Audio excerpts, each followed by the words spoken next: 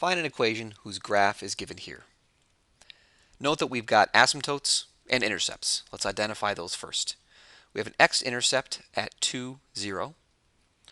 Our y-intercept is 0, negative 4.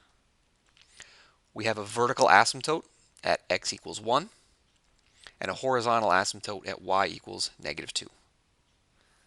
So when coming up with an equation for a rational function, we're generally going to follow the format of y equals x minus the x-intercepts go on top, x minus the vertical asymptotes will go in the denominator.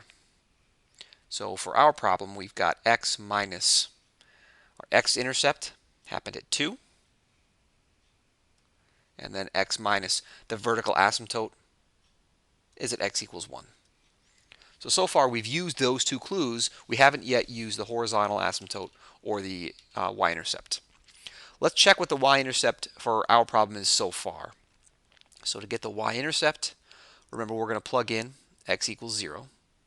So we've got y equals 0 minus 2 over 0 minus 1, which is negative 2 over negative 1, which is positive 2.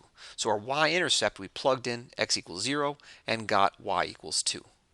Now this is not the right y-intercept. This is 0, 2, but we're supposed to have 0, negative 4. So to fix this problem, we can just multiply the equation we have so far by negative 2. Because if we multiply this by negative 2, we will get negative 4. So now we've taken care of the y-intercept. Finally, let's go through and check the horizontal asymptote. So remember, for the horizontal asymptote, we're going to look at the degrees. These two are evenly matched. They're both degree 1. X to the first on top, x to the first on the bottom. So our y-intercept will be y equals the ratio of the leading coefficients. So we've got negative 2x on top, so negative 2, and then 1x in the denominator, which is negative 1, which is positive 1. So we have y equals negative 2, which is the correct horizontal asymptote. So it passes all four of these bits of information. So right here is the equation for our rational function.